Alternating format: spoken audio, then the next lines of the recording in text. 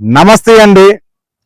మనం ఇల్లు కానీ ప్లాట్ కానీ కొనేటప్పుడు కాంక్రీటు జంగిల్ లాంటి సిటీ కావాలని కోరుకుంటామా, లేక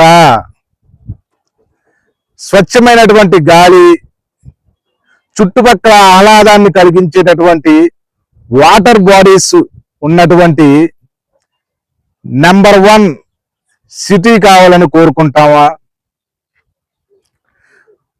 వరల్డ్ క్లాస్ క్యాపిటల్ అమరావతిలో 30% పైన ఏరియా, పచ్చదనం, నీటి వనరులతో కేటాయించడం జరిగింది.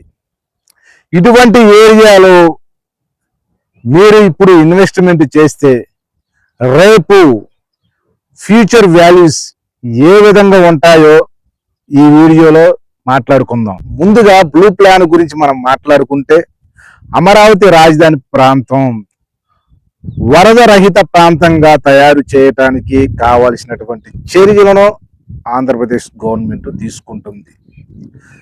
అది కూడా మాస్టర్ ప్లాన్ లో ఒక భాగంగా ఉందని మనం చెప్పుకోవచ్చు. ఇక్కడ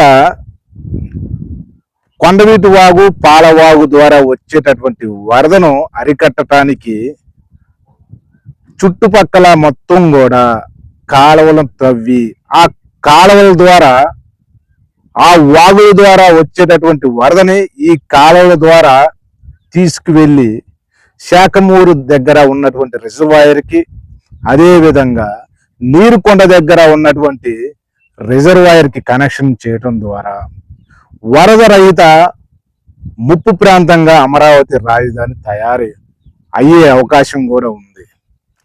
రేపు ఇక్కడ ఈ కాలువల్లో బోటింగ్ సౌకర్యం కలిగించే అవకాశం కూడా ఇక్కడ ఉంది. సో దీనివల్ల ఈ ప్రాంతం మొత్తం కూడా, అంటే మీరు ఇప్పుడు తీసుకునే ప్లాట్ చుట్టుపక్కల మొత్తం కూడా ఒక టూరిజం హబ్ గా తయారయ్యే అవకాశం కూడా ఉంది.